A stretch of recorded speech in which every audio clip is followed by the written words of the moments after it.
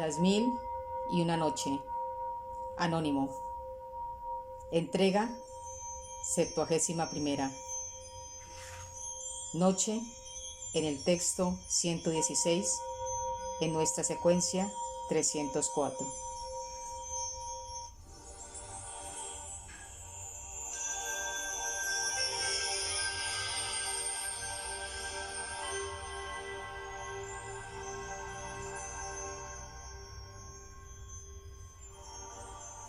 Así pues, llegada la noche, a instancias de su hermana y con el permiso del rey, Charazad reanudó el relato. Cuentan, Majestad, que mientras Kamar al-Zaman y Budur se atormentaban y penaban, lejos uno del otro, había alguien más en otro lugar del mundo que tampoco sabía lo que era el descanso y había perdido completamente la alegría y las ilusiones.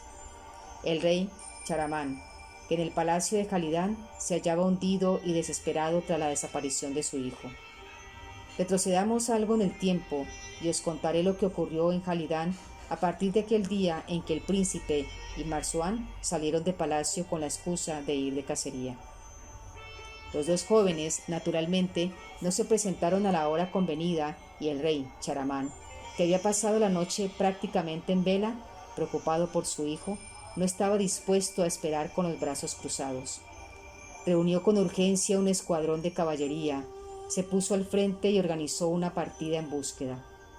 Dividió el escuadrón en grupos y quedaron de encontrarse en un determinado cruce de caminos que, sin saberlo, coincidía con el lugar en que Kamar al-Zaman y Marzuán habían pasado la noche y en el que Marzuán había dejado la camisa ensangrentada de su compañero. Al cabo de 2 días de búsqueda infructuosa por todos lados, al amanecer del tercer día se encontraron todos en el cruce y con gran espanto observaron los trozos de carne dispersos por el suelo y la camisa manchada de sangre. Charamán reconoció en el acto la prenda y como si le hubieran clavado un puñal en el corazón, lanzó un desgarrador «Hijo mío» y cayó desmayado. Cuando volvió en sí, tomó inmediatamente conciencia de lo sucedido y, desesperado, se tiró de los pelos mientras repetía, con voz entrecortada por los sollozos, que Alá le tenga en su misericordia. La evidencia parecía no dejar lugar a dudas, y seguro de que Kamar al-Zaman había perecido víctima del ataque de alguna fiera, todos los presentes se unieron al dolor del rey y lloraron la desgracia que significaba la pérdida del príncipe heredero. El desconsolado padre, estrujando la ensangrentada camisa contra su pecho, se resistía a emprender de regreso el viaje, hecho un mar de lágrimas, y recitó: «El dolor del afligido no tiene límites, ahogado en el mar de su inmensa pena. Llora sin cesar por la sentida pérdida y en el fuego de la desolación se quema. Por la pérdida de la luna resplandeciente, las nubes de los pájaros empapa. La separación no presagia nada bueno, nada más que dolor y tormento ha traído. La desesperación es ahora su vestido, nefasto fue el día de la despedida». El camino de vuelta a palacio, de hecho, fue un calvario para Charamán, que nada más llegar a la ciudad impuso el luto en todo Jalidán por la muerte del príncipe. En su honor hizo construir un mausoleo al que llamó, con toda propiedad, Hogar del Desconsolado, pues era allí donde el atormentado monarca iba a pasar en adelante la mayor parte de sus días, en doloroso recogimiento, excepto los momentos en que sus obligaciones como rey le mantenían alejado del mausoleo. La luz del alba sorprendió a Charazad y ella dejó de hablar. «¡Qué historia tan extraordinaria e increíble!», exclamó su hermana Dinazar. «Pues si la próxima noche aún sigo con vida y su majestad el rey me lo permite, os contaré el resto, que es mucho más sorprendente todavía», afirmó Charazad.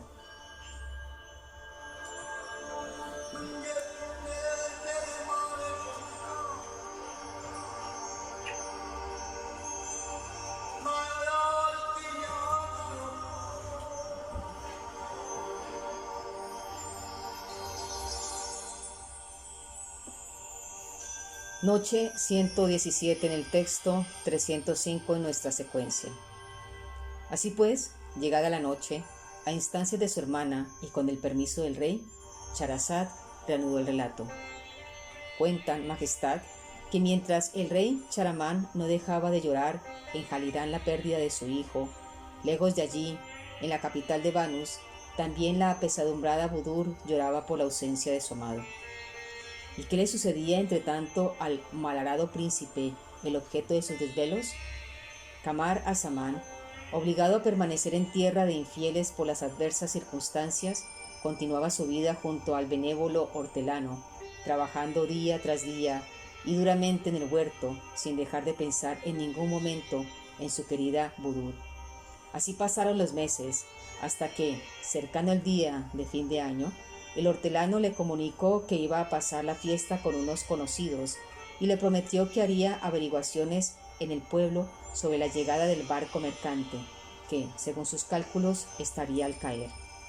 Armado de paciencia, como no podía ser de otra manera, Kamar Azaman se quedó solo en el huerto, en espera de las ansiadas noticias, y lleno de nostalgia se acordó de los versos. ¿Dices que el amor resplandece en día de fiesta? Quien sufre de ausencia no lo celebra. Hoy no puedo unirme a ella, pues si pudiera la felicidad de este día sería eterna.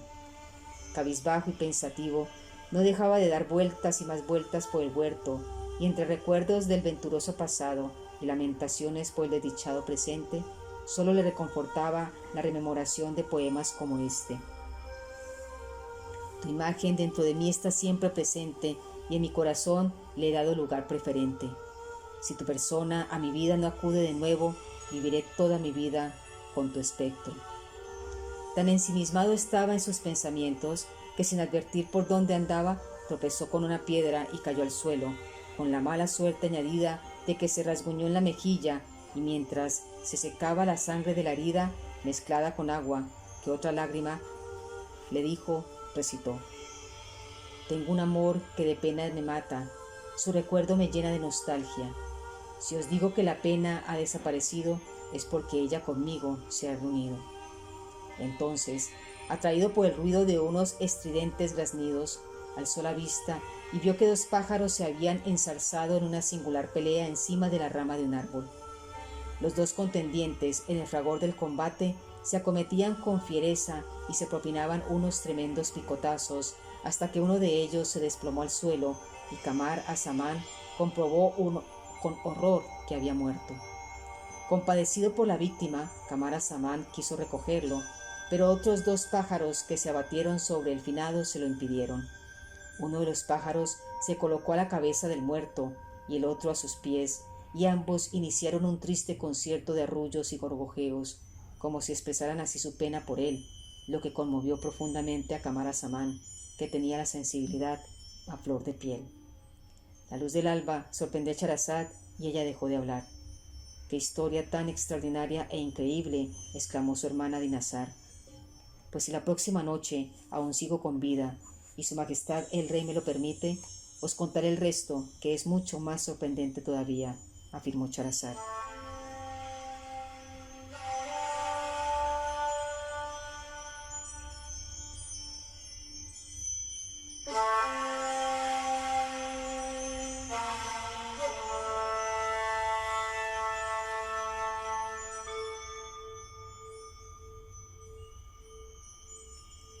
Noche en el texto 118, en nuestra secuencia 306. Así pues, llegada la noche, a instancias de su hermana y con el permiso del rey, Charazad reanudó el relato. Cuentan, majestad, que tras los canturreos, las dos aves la emprendieron a picotazos con el cadáver y ante la perplejidad de Kamar Azaman, lo desplumaron, lo descarnaron, le sacaron las tripas y después de esparcir su sangre por el suelo con ayuda de las alas, remontaron el vuelo y se alejaron. La visión de aquella terrible escena había calado hondo en el ánimo del príncipe que, muy afectado, se acercó a los restos desparramados del pájaro y se vio sorprendido por un extraño brillo que se traslucía del interior del buche. Sin más demora abrió el buche y en su interior apareció una reluciente piedra roja que le deslumbró unos instantes. Kamar Azaman la tomó en su mano y con gran sobresalto la reconoció. Era la piedra roja que había estado incrustada en el boche de Budur, sin duda, y la luz de la esperanza brilló de nuevo en sus ojos. Esto puede ser un buen augurio, tal vez una señal de que pronto volveré a reunirme con mi amada, se dijo con renovados ánimos y después de besar la piedra recitó. Acongojado por la nostalgia, vierto un torrente de lágrimas y me pregunto, ¿acaso el que nos separó permitirá nuestra próxima unión? Apretándola con fuerza, metió la piedra en el bolsillo y aferrando a los sentimientos de esperanza que su hallazgo le había infundido, se dispuso a guardar el regreso del hortelano bastante más calmado. Aquella noche, sin embargo, el hombre no apareció y cabe decir que por fin el atribulado Kamar Azamán disfrutó de un sueño tranquilo. A la mañana siguiente cogió la azada y el cerón y volvió al trabajo. Con más brío que nunca se puso a cavar y al llegar al pie de un algogorro notó que la azada chocaba con algo metálico. Retiró la tierra apresuradamente y ante sus asombrosos ojos apareció una trampilla chapada de bronce. La luz del alba sorprendió a Charazad y ella dejó de hablar. ¡Qué historia tan extraordinaria e increíble!, exclamó su hermana Dinazar. Pues si la próxima noche aún sigo con vida y su majestad el rey me lo permite, os contaré el resto, que es mucho más sorprendente todavía, afirmó Charazad.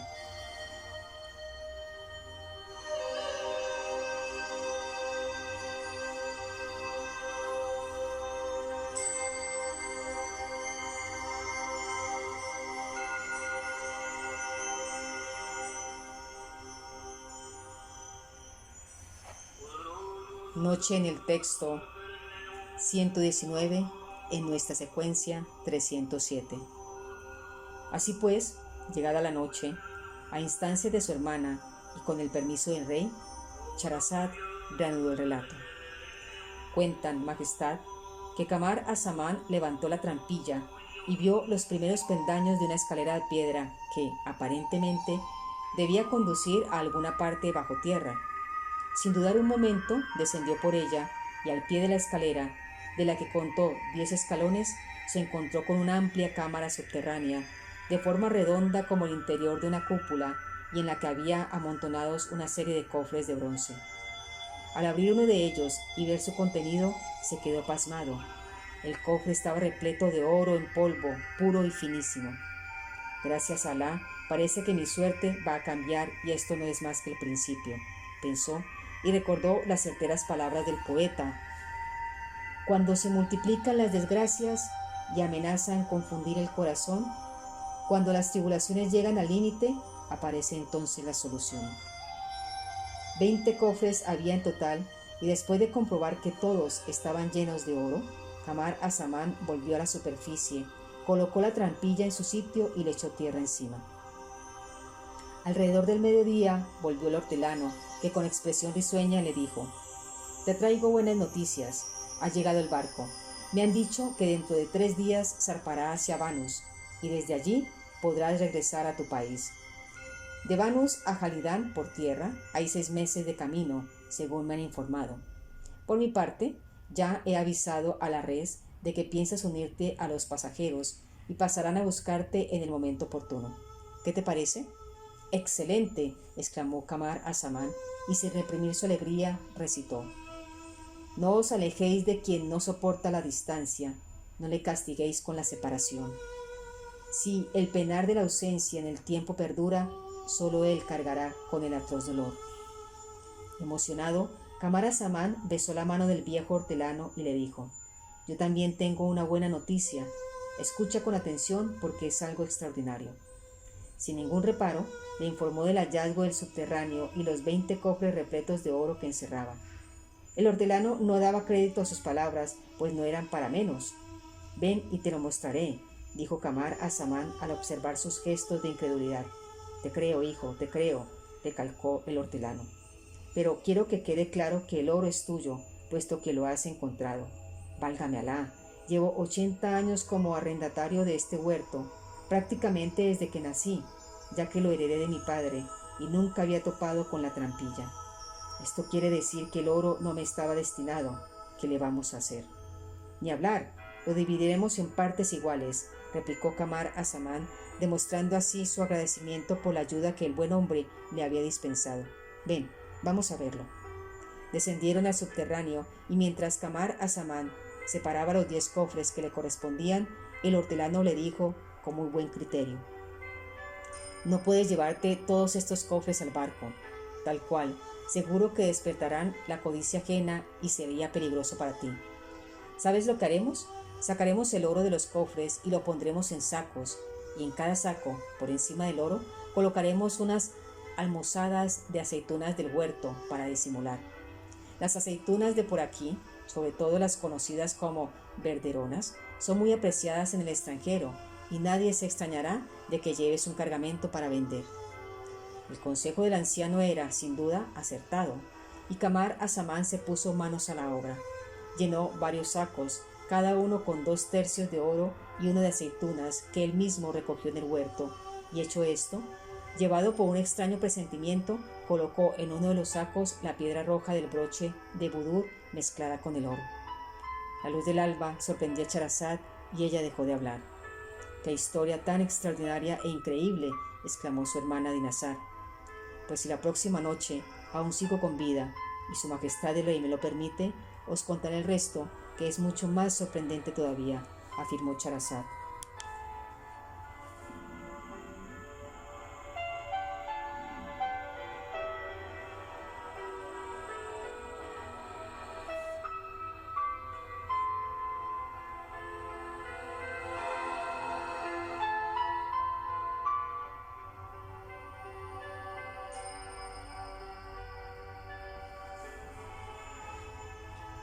Noche 120 en el texto, 308 en nuestra secuencia.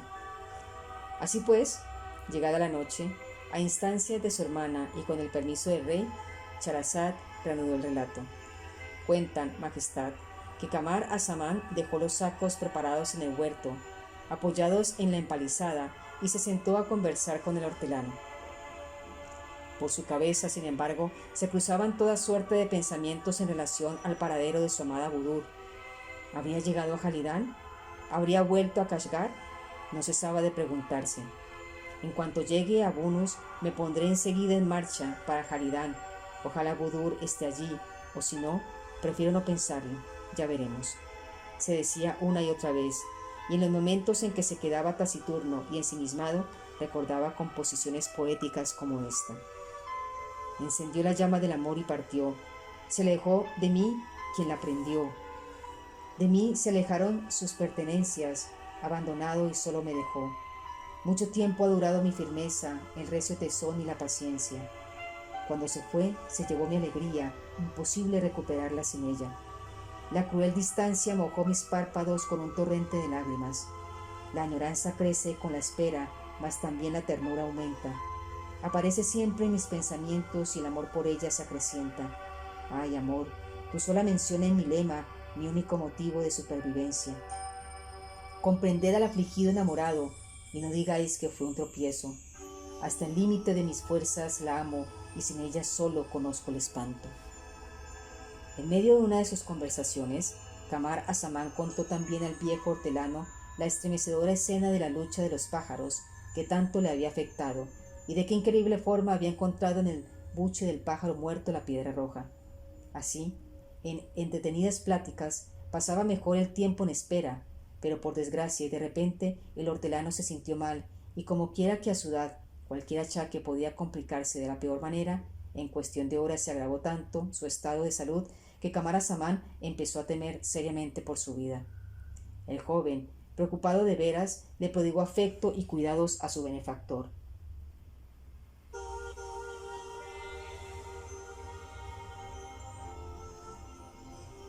Pero el anciano no reaccionaba y desde el interior de la cabaña oyó unas voces. Salió fuera y vio un grupo de marineros en la cancela del huerto. Acercándose a ellos, Kamar Azaman les rogó que fueran más discretos, pues el hortelano estaba gravemente enfermo, mas uno de aquellos rudos lobos de mar, sin hacer mucho caso de sus palabras, le dijo con poco respeto: «Bueno, ¿dónde está el gañán metido a comerciante que quiere viajar a Bunus?» «Servidor», respondió Kamar Azaman escuetamente, y señalando los sacos añadió: «Este es mi cargamento, unos sacos de aceitunas. ¿Podríais trasladarlos al barco, por favor?» Aunque algunos refunfuñaron, el que parecía llevar la voz cantante les ordenó a los demás que cargaran con los sacos y le dijo a Kamar Azaman: «No tardes, pues de un momento a otro vamos a zarpar aprovechando que los vientos son favorables». Acabamos de cargar y en cuanto lleguen los últimos pasajeros, arriamos velas y nos vamos. De acuerdo, haré todo lo posible por embarcar cuanto antes, pero comprended que ahora no puedo dejar solo a un hombre moribundo. Al volver a la cabaña, Kamar Azamán encontró al viejo agonizando y pocos momentos después expiró en sus brazos. Le cerró los ojos, rezó por él y como no quería dejar su cuerpo sin sepultura, se tomó su tiempo para enterrarle. Hecho esto, preparó su ligero equipaje, se echó el hatillo al hombro y después de dedicar un último recuerdo al finado, corrió al embarcadero. Pero cuál no fue su disgusto cuando al llegar al muelle vio que el velero ya había soltado amarras y su silueta se perdía rápidamente en el horizonte. La prisa de algunos comerciantes por partir había hecho que no le esperasen durante mucho tiempo, y más teniendo en cuenta que no se trataba de ningún influyente potentado, sino de un pobre hortelano que había embarcado solamente unos sacos de aceitunas. En el colmo de la desolación, Kamar Azamán se dejó caer, sollozando de impotencia y completamente abatido. La luz del alba sorprendió a Charazad y ella dejó de hablar. ¡Qué historia tan extraordinaria e increíble!, exclamó su hermana Dinazar. Pues si la próxima noche aún sigo con vida y su majestad el rey me lo permite, os contaré el resto, que es mucho más sorprendente todavía, afirmó Charazad.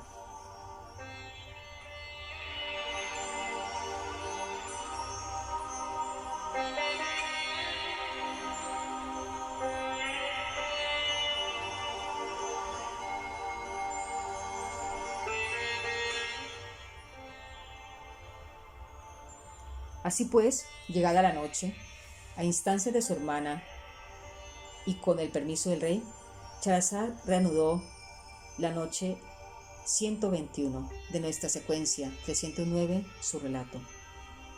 Cuentan, majestad, que Kamar Azamán se quedó largo rato en el embarcadero sin poder reaccionar, perplejo y con la mirada perdida en el horizonte.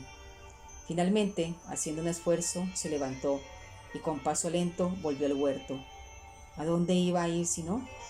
En los días que siguieron se puso en contacto con el dueño de la propiedad, le informó de la muerte del arrendatario y él mismo la alquiló, pues como bien sabía, el barco mercante no volvería a aparecer antes de un año. Qué poco le había durado la alegría, y encima se había quedado sin buena parte del oro y había perdido su talismán, la piedra roja. Como fuese, no le quedó más remedio que resignarse a su mala suerte. Empleó a un mozo para que le ayudara en los quehaceres del huerto y allí se quedó, triste y apesadumbrado, en compañía de sus lánguidos pensamientos y los recuerdos que le atormentaban noche y día. El barco que había perdido, por cierto, realizó la travesía sin contratiempos y en el tiempo previsto llegó a las costas de Banús y atracó en el puerto de la capital. Resulta que en el momento en que el velero hacía su entrada en el puerto, Budur se encontraba en una de las ventanas de palacio con vistas al mar. Estuvo observando las maniobras del barco y cuando los marineros empezaron a descargar, llevaba por el impulso de un presentimiento, se dirigió al puerto acompañada de su séquito. Al llegar al muelle, preguntó por el arrés del barco que acababa de atracar y aquel se presentó humildemente ante su majestad el rey de Banús. ¿Qué tipo de cargamento lleváis?, le pidió Budur. Majestad, llevamos artículos de todas clases y variado género. Medicamentos, ungüentos, muselinas, brocados y otro tipo de telas, perfumes, almizcle, aloe, sándalo, caña, tamarindo, corales, condimentos, clavos, almendras, y algunos sacos de aceituna verdonas. ¿Habéis dicho aceituna verdonas? Sí, en efecto. Son mis preferidas. ¿Cuántas lleváis? Pues algunos sacos. El problema es que el amo de las aceitunas perdió el barco y no ha viajado con nosotros. ¿Así? Vaya por Alá. ¿Habéis descargado los sacos? No. Como viajan sin dueño, descargadlos inmediatamente. El arrés dio la orden y los marineros descargaron los sacos de aceitunas, aunque no contenían solamente aceitunas, como sabemos. Budur mandó que abrieran uno de los sacos y después de probar una aceituna y saborearla con fruición dijo: «Me los quedo todos. ¿Cuánto valen?» «Sinceramente no lo sé, majestad. No sé a qué precio pensaba venderla a su dueño, un pobre hortelano. Es posible que el precio de coste sea de unos 100 diremes por saco». «Bueno, ¿y a cuántos calculas que podrías venderse aquí todo el cargamento?» «No sé, quizás 1000 diremes. Pues te los compro por 1000 dinares». El arré se mostró gratamente sorprendido, aceptó el dinero de manos del supuesto rey y ordenó a los marineros que trasladaran el cargamento a palacio. Por la noche, como de costumbre, Budur comentó a Hayatanfus los acontecimientos del día y le habló del cargamento de aceitunas verderonas que había comprado. Hayatanfus, que también era una entusiasta de aquella especie de aceitunas, no quiso acostarse sin probar algunas, y Budur hizo traer uno de los sacos a la habitación. Las dos mujeres abrieron el saco con impaciencia, y cuando Budur metió la mano en el que para sacar un puñado de aceitunas, su mano se hundió en otra clase de género bien distinto, algo que tenía el tacto parecido a un montón de arena. Extrañada, retiró la capa de aceitunas y, muda de asombro, le mostró a Budur un puñado de oro puro. Después de comprobar que, excepto en la superficie, todo el saco contenía oro, Budur ordenó que trajeran los demás sacos del almacén a la habitación, y uno tras otro los fueron abriendo para comprobar, perplejas, que todos contenían lo mismo. Pero más perpleja se quedó Budur cuando, al hundir la mano en uno de ellos, extrajo la piedra roja, que sin lugar a dudas era la que había estado incrustada en el broche que le pertenecía y que había desaparecido el mismo día que Kamar Azzaman. La luz del alba sorprendió a Scheherazade y ella dejó de hablar. ¡Qué historia tan extraordinaria e increíble!, exclamó su hermana Dinazar. Pues si la próxima noche aún sigo con vida y su majestad el rey me lo permite, os contaré el resto, que es mucho más sorprendente todavía, afirmó Scheherazade.